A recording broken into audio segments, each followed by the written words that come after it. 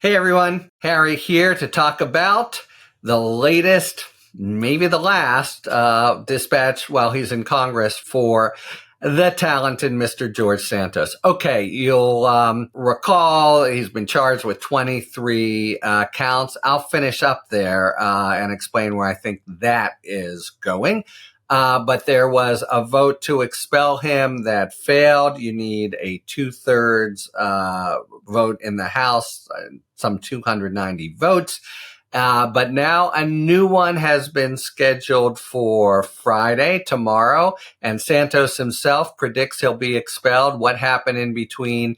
An ethics report that's just blistering. At the time when it came out, I thought of the movie Dirty Rotten Scoundrels, and Steve Martin being the high con, and Michael Caine, Ruprecht, the absolute bottom of the barrel, bottom feeder fraudster. And that's really how Santos comes out in this, taking people's credit cards and buying fancy clothes and going to porn sites and, all kinds of cheating and lying. And by the way, there's also now two of his main people who have pleaded guilty. So this ethics report is really, really, really savaging. And there's a kind of, they don't, in general, there's a tradition. A lot of traditions have been broken of late, but there's a tradition that the ethics reports are, straight up and nonpartisan. So this is a really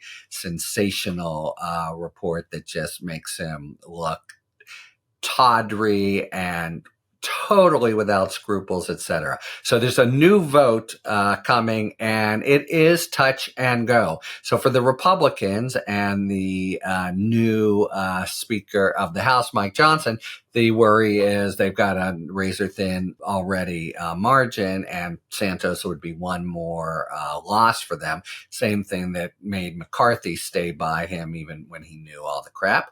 On the other hand, man, it's looking really bad, and he's such a black eye on the House and part of the Republicans' distractions. So, everyone thinks that it's going to be pretty close tomorrow. And as I say, Santos himself thinks he's going to be expelled.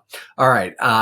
And this has prompted a display of different kind of complaints and whining, and threats out of Santos's mouth in the last few days. So it started with his intimating that he would reveal all kinds of sexual misconduct and other kinds of violation of House rules, and that it's endemic all over the House, and he'll reveal it.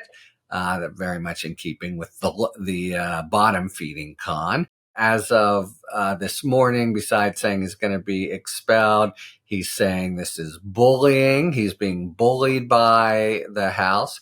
He points out accurately only 5 members have been expelled, and actually he would be the only one, the first time ever that it wasn't someone either who was in the Confederacy. Remember this whole sort of 14th Amendment episode, or convicted of a crime.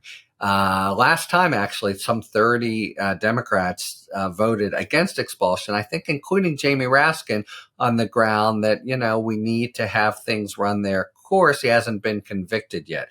That view might be eroded because of this ethics committee report that, it's all this new stuff of flagrantly unethical behavior. And if you base it on that, that has already been decided. But there'll be some people, and so he's one who's saying, I haven't been convicted of a crime.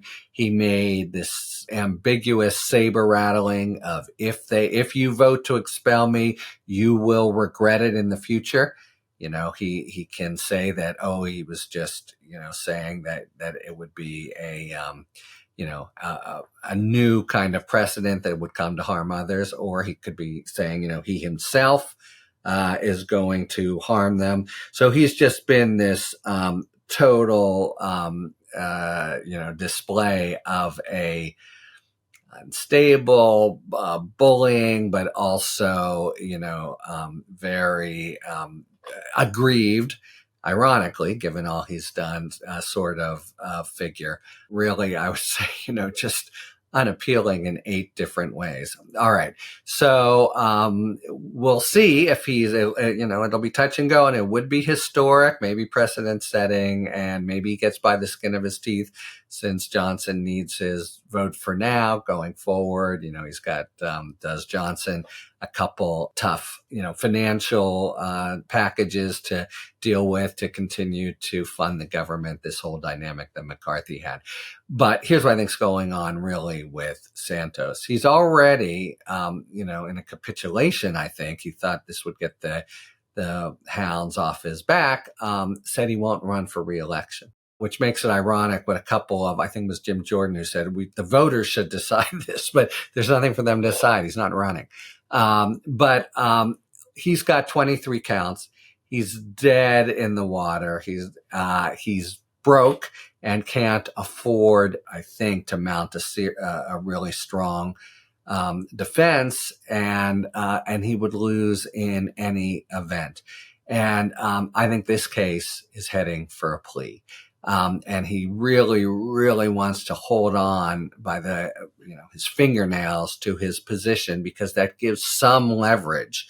For example, that's one of the things he can give up in a plea, or just having the stature of a member of Congress while being prosecuted as opposed to an expelled one. So I think he's nearly fully exposed in the field in the criminal case already. This would strip away the last kind of protection and leave him, I think, with nowhere to go in the criminal case, which is looking at time in prison for the talented Mr. Santos. Really quite a train wreck from someone who had this remarkable kind of strange and quixotic ascent to Congress just a couple years ago. So I think he will not go to trial. I think he will plead guilty, and he desperately wants to hold on to the seat for now to give him some protection and leverage there.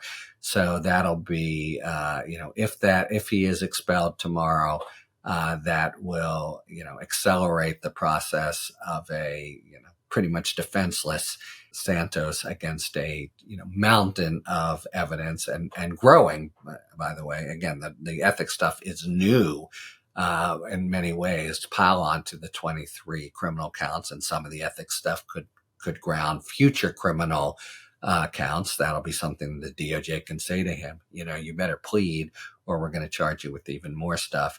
Anyway, so it's from bad to worse to abysmal for Santos, and we'll see whether he's really left open and exposed in the criminal case if he is expelled tomorrow.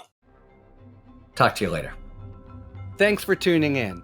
If you enjoyed this video and other Talking Feds content, please take a second to like and subscribe. Talk to you later.